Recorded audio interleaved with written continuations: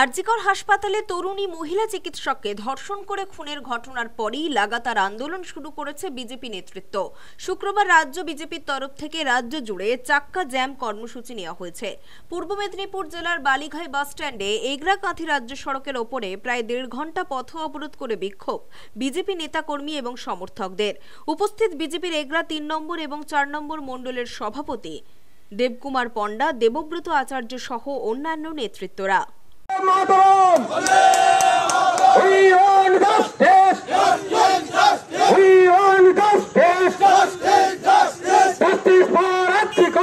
হিন্দুরা মানে এটা 26, 32, 30 যখন আবার লোকসভা ভোট হবে, হিন্দুরা আমরা এক হতে থাকতে পারবো না।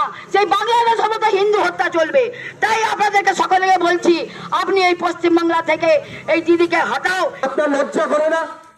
আপনি একজন মহিলা মুখ্যমন্ত্রী, ভারতবর্ষের মধ্যে আপনি একমাত্র মহিলা মুখ্যমন্ত্রী, আর এই পশ্চিমবাংলায় ভারতবর্ষের মধ্যে সবচেয়ে ধর্ষণে 1 নম্বরে আছে, তারপরেও আপনি মুখ্যমন্ত্রী থাকবেন? হ্যাঁ, সারা ভারতবর্ষ এবং পশ্চিমবঙ্গেরও মানুষ আজকে ভারতীয় জনতা পার্টির পক্ষে আছে। আমাদের রাজ্য সভাপতি সম্মানীয় সুকান্ত মজুমদার মহোদয় ঘোষণা করেছিলেন যে আজকে 12টা থেকে 2টো পর্যন্ত সারা পশ্চিমবাংলা ব্যাপী 2 ঘন্টার চাক্কা জাম কর্মসূচি। এই চাক্কা জাম কর্মসূচির মাধ্যমে প্রত্যেকটা মানুষকে, পশ্চিমবঙ্গবাসীকে জানাতে চাই যে আমাদের যে রাজ্যের মুখ্যমন্ত্রী, এই মুখ্যমন্ত্রী পদে এখন বর্তমান তিনি অযোগ্য।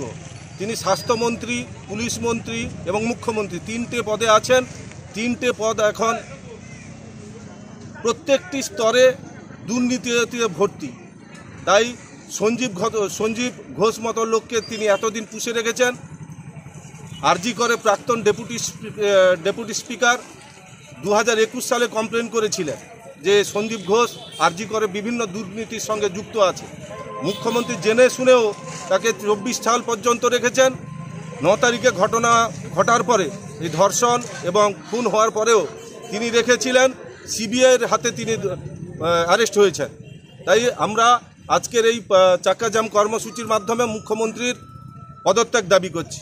দফা 1, দাবি 1, মুখ্যমন্ত্রী পদত্যাগ। ব্যুরো রিপোর্ট, খবর BCBS।